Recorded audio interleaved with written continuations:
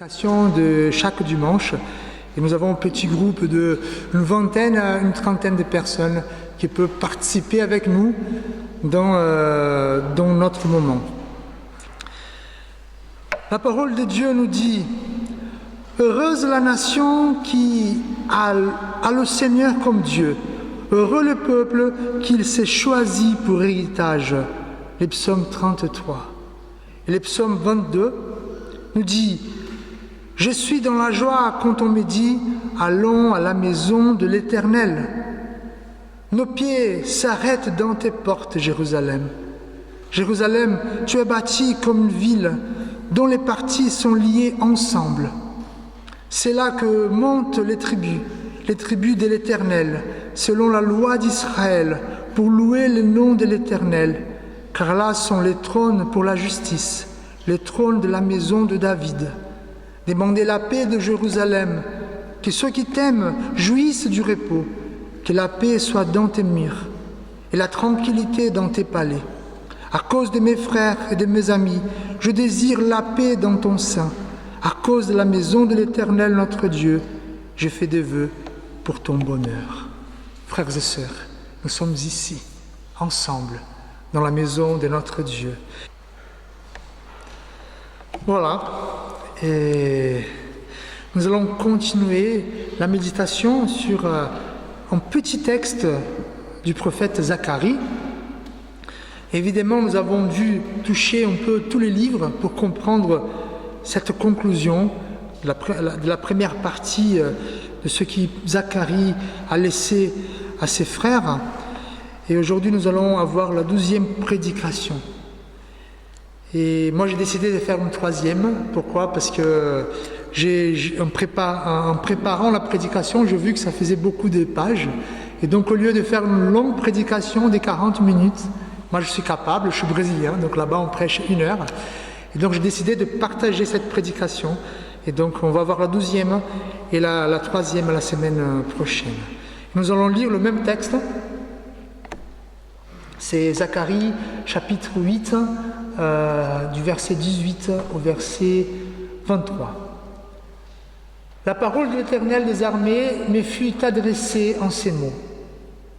Ainsi parle l'Éternel des armées: les jeunes du 4e mois, les jeunes du 5e, les jeunes du 7e et les jeunes du 10e deviendront pour la maison de Juda des jours d'égalité et de joie, des heureuses solennités, mais aimez la vérité et la paix.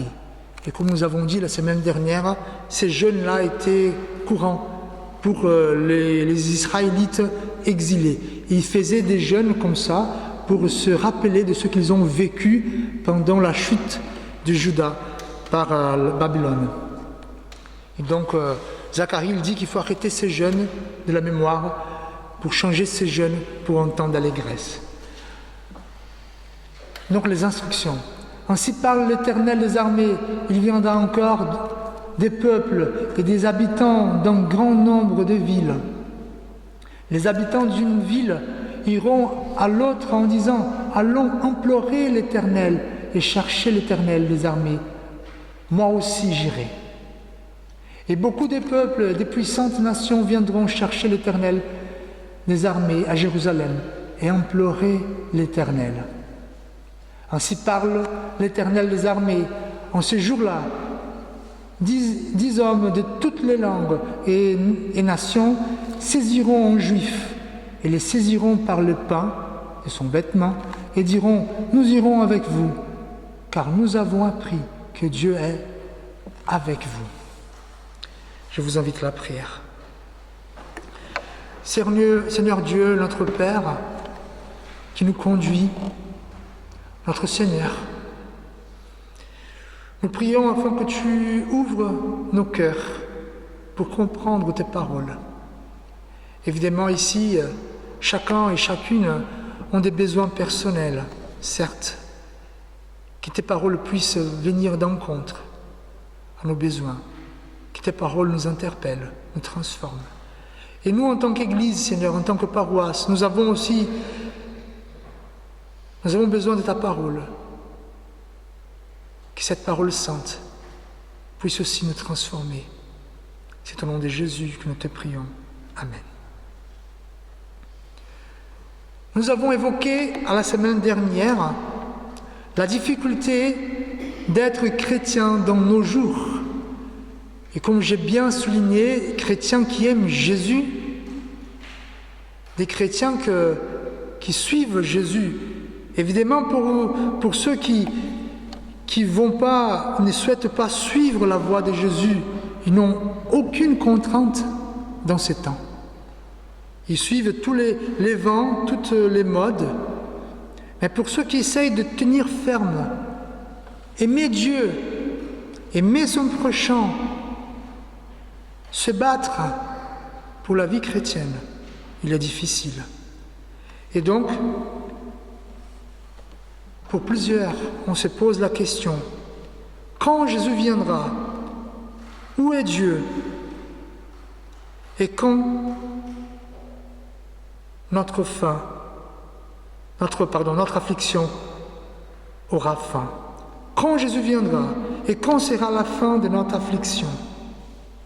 C'est pour ça que le prophète Zacharie, il vient pour réconforter tous ceux qui croyaient en Dieu à son époque, et pour tous les chrétiens d'aujourd'hui, il vient nous réconforter en disant qu'il faut persévérer dans nos jours, car Jésus reviendra. Puis, la meilleure manière de vivre en temps de difficulté est de rester fidèle à Dieu et à sa parole. C'est ça en fait. Le peuple de Dieu, le contexte du prophète Zacharie, il est simple. C'est ceux qui ont été exilés en Babylone pendant 70 ans, ils rentrent à Jérusalem. Et en fait, quand ils sont libérés pour rentrer à Jérusalem, ils sont super contents parce qu'ils quittent leur condition d'esclaves pour devenir des libres. Ils sont tout contents, les promesses de Dieu sont arrivées, mais ils arrivent à Jérusalem. Ils voient une ville qui est détruite. C'est la catastrophe. Et donc, ils se disent, mais où est Dieu? Nous avons reçu des promesses, des joies, des changements. Nous quittons les pays étrangers, l'esclavage, l'exil, pour avoir plus de problèmes ici dans notre propre pays. Et donc ils avaient des questions. Où est Dieu? Où sont les promesses? Où est la joie? Et donc le prophète Zacharie il vient pour répondre. Et le prophète Zacharie il a reçu 8 visions nocturnes pour qu'il explique à ses contemporains ce qui se passe. Et donc, nous, en tant que chrétiens, nous avons vu ça la semaine dernière. Vous pouvez regarder la prédication sur YouTube. Nous avons vu que nous, en tant que chrétiens, nous pouvons aussi se poser des questions. Où est Jésus? Qui est déjà venu, mais il devait revenir, mais où est-il? Ça, c'est normal. Et donc, la réponse, le réconfort de Zacharie pour nous et pour ses contemporains. Pendant ces temps d'attente, il faut obéir à Dieu. Pour ceux qui étaient évidemment à l'époque de Zacharie, il faut bâtir le temple qui a été démoli, qui a été détruit, et changer le deuil en allégresse. Il faut changer l'état d'esprit. Et pour nous aujourd'hui, en tant que chrétiens, Zacharie nous conseille de dire, pendant le temps de l'attente de Jésus qui va venir, pensez à l'obéissance à Dieu. Pensez à la sanctification. Et vous savez, il y a une différence ici entre l'obéissance et la sanctification. L'obéissance, c'est plutôt éthique. Vivre, faire comme Dieu nous demande, vivre correctement. Et la sanctification, c'est une vie de piété, une vie auprès de la croix, une vie de prière, une vie de louange, une vie où Dieu est présent dans nos pensées, dans nos actions. Et aussi, il nous conseille de changer le deuil en allégresse. Vive dans l'allégresse. Et selon le dictionnaire, l'allégresse, c'est pas simplement la joie. L'allégresse, c'est joie très vive qui se manifeste publiquement. Voilà, c'est être rayonnant de joie. Alors, c'est le conseil. Mais nous continuons notre texte. Et donc un peuple libéré de l'exil, un peuple qui retrouve dans son pays, un peuple engagé à changer la réalité du pays par une œuvre d'abord physique, parce qu'il devait bâtir le temple, mais aussi une œuvre spirituelle. Mais la question, jusqu'à quand? D'accord, on va attendre, mais jusqu'à quand? Et donc, en tant que chrétiens, nous pouvons poser la question suivante. Pourquoi devons-nous attendre?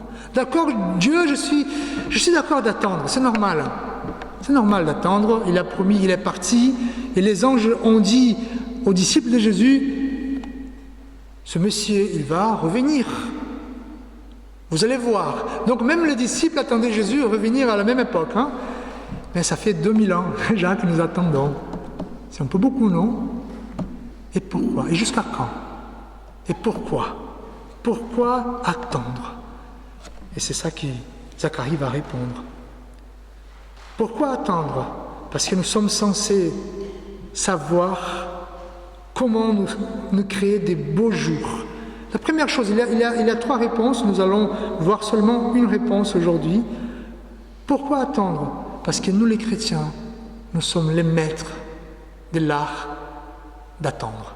Parce que nous savons nous créer des beaux jours pendant ces temps d'attente. C'est ça que nous voyons. Et cette réponse, elle va de soi par rapport à la responsabilité du peuple de Dieu. Après tout ce qu'il a dit, Zacharie a conseillé le peuple à vivre autrement, une autre façon de vivre. Et donc, évidemment, s'ils arrivent à suivre les consignes de Zacharie, ils vont se créer des beaux jours. Alors, il faut comprendre que le peuple de Dieu, le peuple hébreu, est un peuple qui n'est pas puissant. Je vous explique. Même si dans notre imaginaire judéo-chrétien, nous croyons qu'Israël était une puissance de son époque, vu l'influence d'Israël aujourd'hui, nous pouvons nous tromper. Israël était une nation puissante au niveau théologique, certes, tout ce qu'elle nous a laissé, mais elle a été toujours petite à plusieurs niveaux. Israël, c'était une petite nation au niveau économique, militaire, technologique, même intellectuel. Même si on pense à l'apogée du royaume d'Israël avec le roi Salomon, Israël n'était pas au même niveau des autres nations, toutes puissantes. Il y a une historienne, Françoise Baselès, qui est spécialiste en religion antique. Elle dit quoi? Qu'est-ce qu'elle a dit? Le royaume d'Israël, dans l'Antiquité, n'a jamais atteint la puissance des grands empires contemporains tels que l'Égypte, la Syrie, Babylone ou Rome. Son rôle dans l'histoire du Proche-Orient ancien reste relativement marginal sur les plans politiques et militaires. Donc, Israël était une toute petite nation. En plus, on peut dire, bon, mais intellectuellement, même au niveau de la sagesse, quand même, Israël était quelque chose d'intéressant. Et voilà ce que Marie-Françoise Baselès nous dit aussi. Aucun intellectuel n'a mentionné les écrits israélites avant l'Empire romain. Voilà, donc une nation qui n'avait pas beaucoup de pertinence à son époque.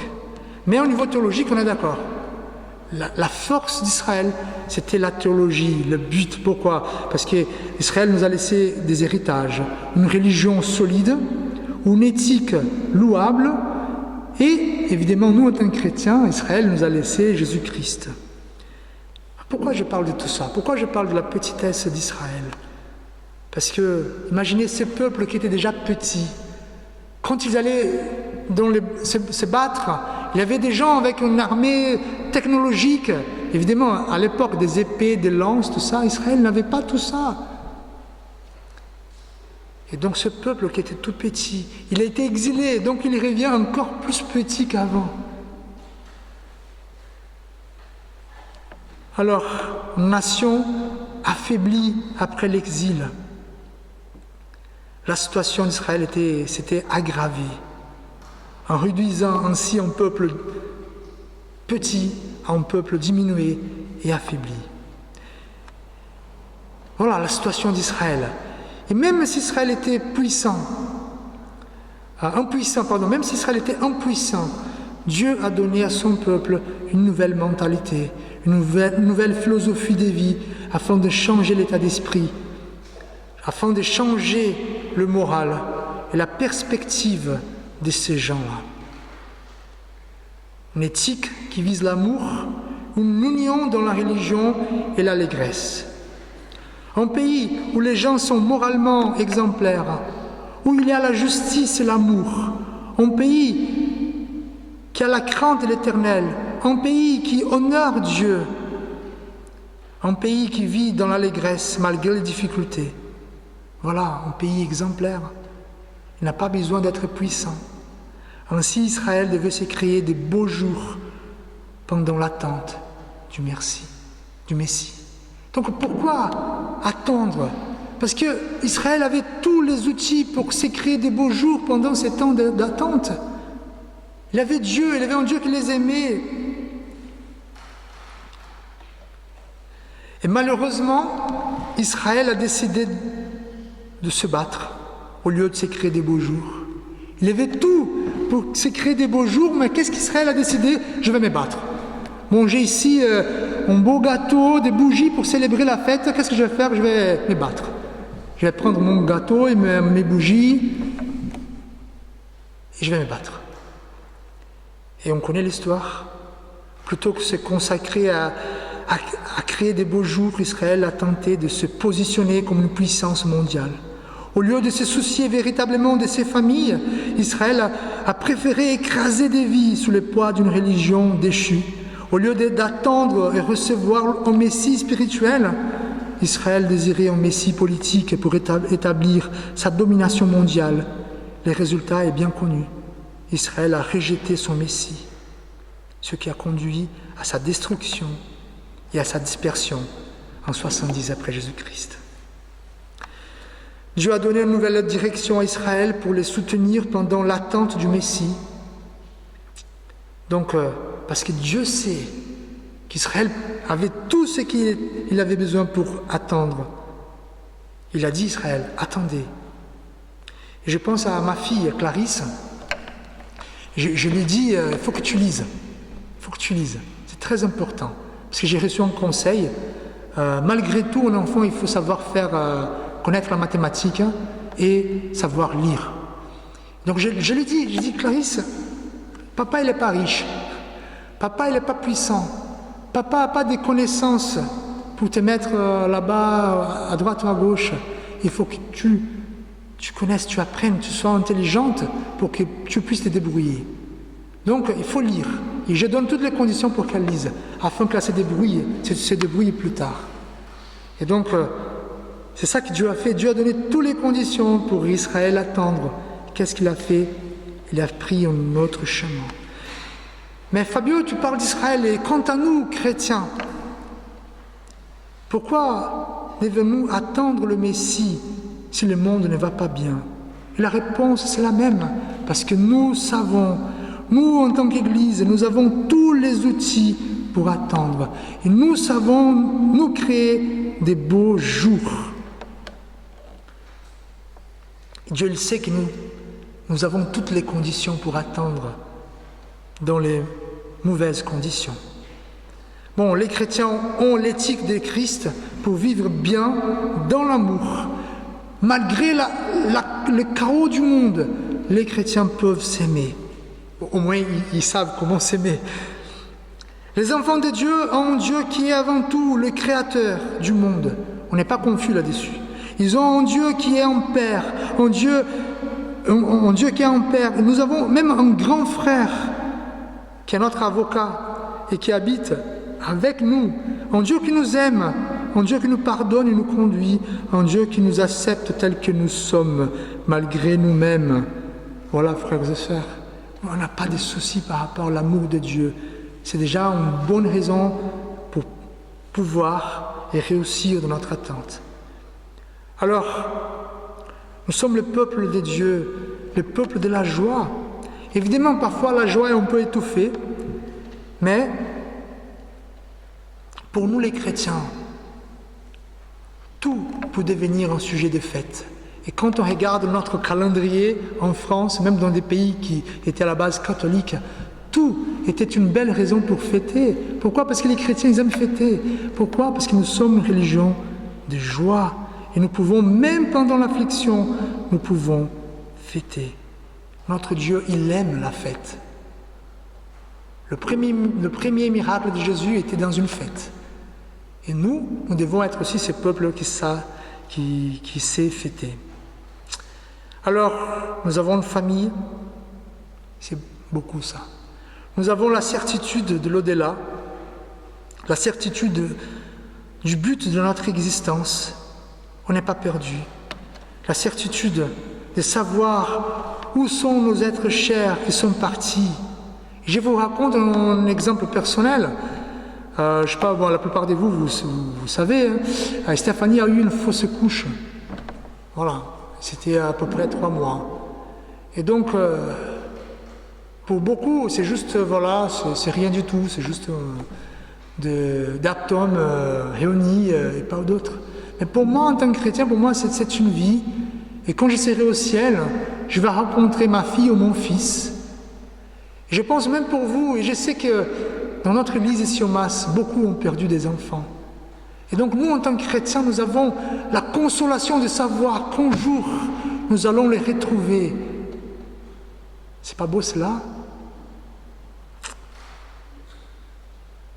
Oui, frères et sœurs, s'il existe un peuple qui maîtrise l'art d'attendre, ce peuple s'appelle l'Église, le peuple de Dieu. Nous avons patienté pendant 2000 ans et on peut encore continuer par la force du Saint-Esprit. Je voudrais finir avec une citation de Raina Maria Rilke. C'est quelqu'un qui a écrit la lettre au jeune poète. Je ne sais pas si vous avez lu déjà ses livres. Donc il parle de l'attente, de la patience. Il dit: si votre quotidien vous paraît pauvre, ne l'accusez pas. Accusez vous-même de n'être pas assez poète pour rappeler à vous les richesses. Évidemment, ici, il parle en poète, mais si on peut le traduire pour nous en tant que chrétiens. Si notre vie ici-bas, en tant qu'Église, nous paraît pauvre, n'accusons pas le monde. Accusons nous-mêmes de ne pas être assez chrétiens pour rappeler toutes les richesses de la chrétienté et des chrétiens pour réjouir notre vie. Frères et sœurs, je vous invite à la prière. Seigneur Dieu, notre Père, nous attendons. Ça fait partie de notre identité chrétienne. Attendre. Vivre toute notre existence, notre pèlerinage sur cette terre, en attendant. Mais Seigneur, tu ne nous as pas dit « débrouillez-vous ». Tu nous as donné toutes les compétences pour pouvoir attendre. Et nous sommes contents, Seigneur, parce que pendant ces temps d'attente, malgré l'imposition du monde, malgré la souffrance, malgré la colère, malgré les poids et les fardeaux de nos jours, nous savons et nous maîtrisons l'art d'attendre. Donnez-nous, Seigneur, seulement cette capacité de vivre joyeusement dans l'attente. C'est au nom de Jésus que nous prions. Amen. Pour l'exhortation, je vais emprunter les paroles de Pierre. Vous êtes une race élue, un sacerdoce royal, une nation sainte, un peuple acquis, afin que vous annonciez les vertus de celui qui vous a appelé des ténèbres à son admirable lumière. Vous qui autrefois n'étiez pas un peuple et qui maintenant êtes le peuple de Dieu, vous qui n'aviez pas obtenu miséricorde et qui maintenant avez obtenu miséricorde. Que l'amour de Dieu, notre Père, la grâce de Jésus-Christ, notre Seigneur, et la consolation du Saint-Esprit soient avec vous tous, aujourd'hui et à jamais. Et pour chanter ces chants,